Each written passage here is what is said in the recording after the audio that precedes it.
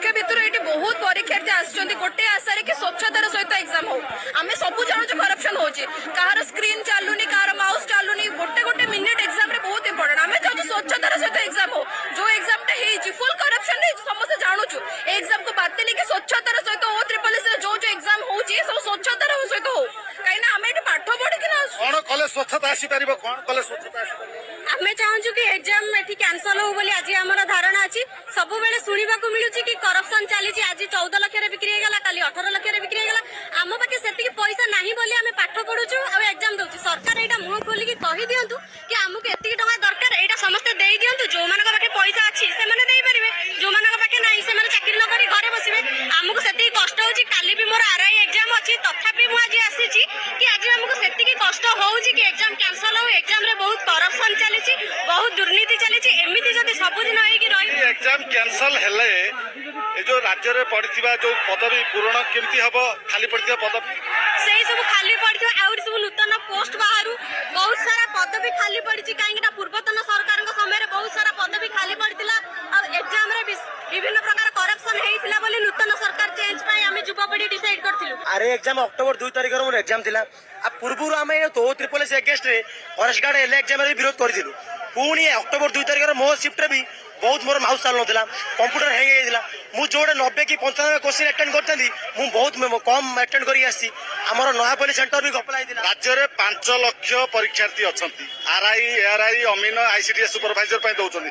ଆପଣ କିଛି ପରୀକ୍ଷାର୍ଥୀ ଆସିଛନ୍ତି, କିନ୍ତୁ ବହୁତ ଛାତ୍ର ପରୀକ୍ଷାର୍ଥୀ ତ ଆସିନାହାନ୍ତି। ଯୋଉମାନେ ଆସିନାହାନ୍ତି ସେମାନଙ୍କ ତରଫ ପାଇଁ ହଜାର ହଜାର ଲୋକ ଆସିଛନ୍ତି। ସମସ୍ତେ ତ ଭୁବନେଶ୍ୱର ଆସିପାରିବେନି, କିଏ ରହିଲା ବାଲେଶ୍ୱରରେ, କିଏ ସମ୍ବଲପୁରରେ, କିଏ ରାଉରକେଲାରେ, କିଏ ନବରଙ୍ଗପୁରରେ, ବହୁତ ଦୂର ହେଇଯାଇଛି। ଆଜି ପୁଣି ବସ୍ ଷ୍ଟ୍ରାଇକ୍ ଅଛି, କିଏ ଟ୍ରେନ୍ ଆସିବ, ଯାନବାହନ ଅସୁବିଧା ଅଛି, କିନ୍ତୁ ଏତିକି ଆସନ୍ତି, ଏତିକି ସମସ୍ତେ ଧନ୍ୟବାଦ। ଆଉ ଗୋଟେ ମୋର ସରକାରକୁ ବିନମ୍ର ଅନୁରୋଧ ରହିଲା, ଏ ରଙ୍ଗ ବଦଲା ପାଇଁ ହଜାର ହଜାର ଗୋଟା ଆପଣ ଖର୍ଚ୍ଚ କରୁଛନ୍ତି, କିଛି ଦରକାର ନାହିଁ। 1 କୋଟି ଟଙ୍କା ଆମ ପାଇଁ ଖର୍ଚ୍ଚ କରନ୍ତୁ, ଭଲ ସଂସ୍ଥାକୁ ଏକ୍ଜାମ ଦିଅନ୍ତୁ। ଗୋଟେ ଦିନରେ ଏକ୍ଜାମ କର, ନହେଲେ ଅଫଲାଇନ୍ ଏକ୍ଜାମ କର, ସିକ୍ୟୁରିଟି ବଢାନ୍ତୁ। ଭଲ ଅଫଲାଇନରେ ବି ବିଭ୍ରାଟ ହଉଛି। ଆମେ କହୁଛୁ ଭଲ ସିକ୍ୟୁରିଟି ଆସୁ, ଭଲ ସିକ୍ୟୁରିଟି ଆପଣ କଣ୍ଡକ୍ଟ କରନ୍ତୁ, ଭଲ ଆମକୁ ଭଲରେ ଆମର ଏକ୍ଜାମ କଣ୍ଡକ୍ଟ ହଉ। ଆମେ ମନା ଆପଣ କଣ କହୁଛନ୍ତି? ଆପଣଙ୍କର ଦାବି କଣ? ଆମେ ଗତ 5 ତାରିଖ ପ୍ରେସ୍ ମିଟ୍ କରିଥିଲୁ। ପ୍ରେସ୍ ମିଟ୍ ମାଧ୍ୟମରେ ସରକାରକୁ ମଧ୍ୟ ଗୋଟେ କଣ୍ଠ ଦେଇଥିଲୁ ଯେ 6 ତାରିଖ ଦିନ ସନ୍ଧ୍ୟା ସୁଦ୍ଧା ଯଦି ସରକାର ଏନେ କୌଣସି ନିଷ୍ପତ୍ତି ନ ନିଅନ୍ତି ତେବେ ସାଧାରଣ ଛାତ୍ରଟିଏ ଆସ୍ପାରେଣ୍ଟଟିଏ ଚିନ୍ତା କରିଛି, ସେ ନିଶ୍ଚିତ ଭାବରେ ଆସି ରାଜରାସ୍ତାରେ ଧାରଣା ଦେବ। ଆଜି ତାର ପ୍ରତିଫଳନ ଆପଣ ଦେଖୁଛନ୍ତି। ଯେ ପର୍ଯ୍ୟନ୍ତ ଏ ସମସ୍ୟା ସମାଧାନ ନ ହେଇଛି ସେ ପର୍ଯ୍ୟନ୍ତ ଏ ଆନ୍ଦୋଳନ ଚାଲିବ ଏବଂ ଇଏ କେବଳ ତାର ଆରମ୍ଭ। ଆହୁରି ଛାତ୍ର ମଧ୍ୟ ଆସୁଛନ୍ତି ବିଭିନ୍ନ ଜିଲ୍ଲାରୁ, ଏବେ ବି ଆପଣ ଦେଖନ୍ତୁ ଆସିକି ଯୋଗ ଦଉଛନ୍ତି। ଏ ଲଢେଇ ଆରମ୍ଭ ହେଇଛି, ଏ ଲଢେଇ ଆହୁରି ଆଗକୁ ଏ ଆନ୍ଦୋଳନ କଣ ସମସ୍ୟାର ସମାଧାନ?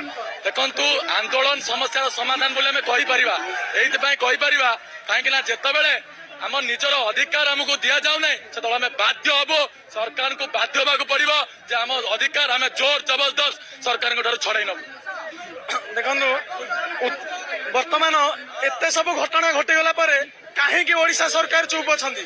ଉତ୍ତରପ୍ରଦେଶରେ ଯୋଗୀ ଆଦିତ୍ୟନାଥ ସରକାର ଅଧଘଣ୍ଟା ଭିତରେ କ୍ୟାନସଲ କଲେ। UPTET ଏକ୍ଜାମରେ କରପ୍ସନ ହେଇଥିଲା, ସେଠି କହିଲେ ନାଇଁ ରେ ବାବା କରପ୍ସନ ହେଇଛି।